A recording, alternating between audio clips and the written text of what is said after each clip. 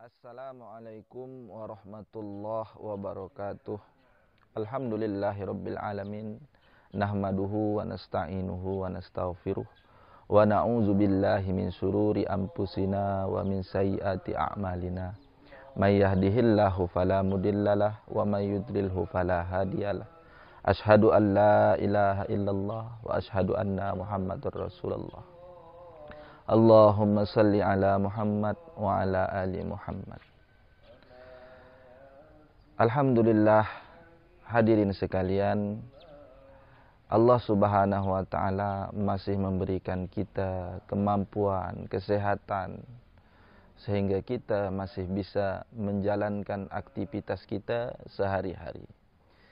Selawat serta salam tercurah kepada junjungan kita baginda Nabi Muhammad sallallahu alaihi wasallam, karena dengan perjuangan dan pengorbanan beliaulah sehingga kita bisa merasakan nikmatnya iman dan Islam. Hadirin yang dimuliakan Allah Subhanahu wa taala, dalam satu riwayat dikatakan, tuba liman kana aqluhu amiran wa hawahu asiron. Beruntunglah seseorang yang akalnya selalu membimbingnya dan hawa nafsunya terkendali.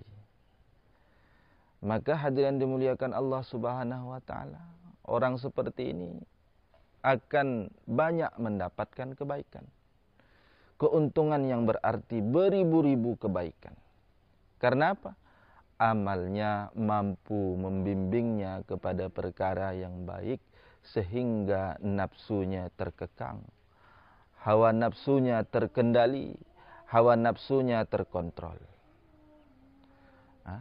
Ketika seseorang ingin memakan sesuatu yang dipandang olehnya menikmatkan, maka dia berusaha mendapatkannya dengan perkara, dengan cara yang halal, dengan cara yang diperbolehkan oleh agama. Maka orang seperti ini akalnya mengalahi nafsunya. Akalnya telah menjadi pembimbing hawa nafsunya. Ketika orang ingin menikmati keindahan seorang perempuan, maka dia melamar, menikahi perempuan itu. Maka orang ini adalah akalnya membimbing nafsunya. Maka hadirin dimuliakan Allah Subhanahu wa taala, sebaliknya, apabila seseorang ini nafsunya membimbing dia sehingga akalnya terkekang, maka orang ini akan celaka, akan hancur sehancur-hancurnya.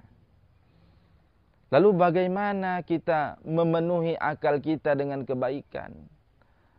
Maka dengan cara memperbanyak ilmu-ilmu agama yang disyariatkan oleh Allah Subhanahu wa taala.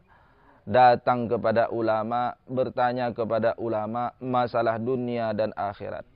Alaikum bimujalasatil ulama wastima'i kalamil hukama. Duduk-duduk dengan ulama, bergaul dengan ulama, bertanya, mengambil kemanfaatan dari ulama, kemanfaatan ilmu mereka, sehingga akal kita bisa kita gunakan untuk mengontrol hawa nafsu kita. Kenapa?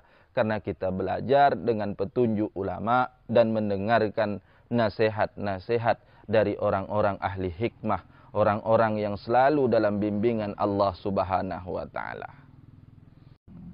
Apabila umat lari daripada ulama, maka kita tergolong dalam sabda baginda Nabi sallallahu alaihi wasallam, wal iyaz billah, semoga Allah Subhanahu wa taala menyelamatkan kita dari semua itu. Nabi sallallahu alaihi wasallam mengatakan, sayati zamanun ala ummati wa hum yafirruna minal ulama fayabtaliyahumullahu bisalasi baliyatin. Akan datang satu masa ke atas umatku yang mana mereka lari daripada ulama, maka kalau mereka melakukan itu, lari daripada ulama, fayabtaliyahumullahu bisalasi baliyatin, maka Allah Subhanahu wa taala akan menghukum, mengazab mereka dengan 3 azab. Yang pertama, Allah Subhanahu wa taala akan mengangkat keberkahan usaha mereka, baik usaha akhirat mereka, baik usaha dunia mereka. Kenapa? Karena tidak dengan petunjuk ulama, apapun yang mereka usahakan, hilanglah keberkahannya. Allah Subhanahu wa taala cabut keberkahannya. Karena apa? Karena tidak dengan petunjuk ulama. Yang kedua, Allah Subhanahu wa taala akan datangkan pemimpin yang zalim, akan angkat pemimpin yang zalim kalau ulama sudah ditinggalkan, kalau umat lari daripada ulama. Dan yang paling berbahaya, hadirin yang dimuliakan Allah Subhanahu wa taala, apabila umat lari daripada ulama, tidak mendengarkan ulama, tidak menghiraukan ulama, mereka tidak memperdulikan lagi nasihat-nasihat ulama, maka yang paling berbahaya, hadirin yang dimuliakan Allah Subhanahu wa taala, mereka akan meninggalkan dunia ini dalam keadaan su'ul khatimah, mati tanpa iman, mati dalam keadaan kufur kepada Allah Subhanahu wa taala, wal iyazu billah. Semoga Allah Subhanahu wa taala menyelamatkan kita dari semua ini. Maka hadirin dimuliakan Allah Subhanahu wa taala, dalam bulan yang penuh rahmat ini, marilah semua amalan kita tingkatkan. Kita perbanyak lagi. Kita genjot lagi. Supaya apa?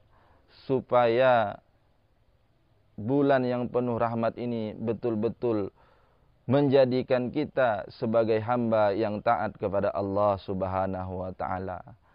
Wabillahi taufiq wal hidayah. Assalamualaikum warahmatullahi wabarakatuh.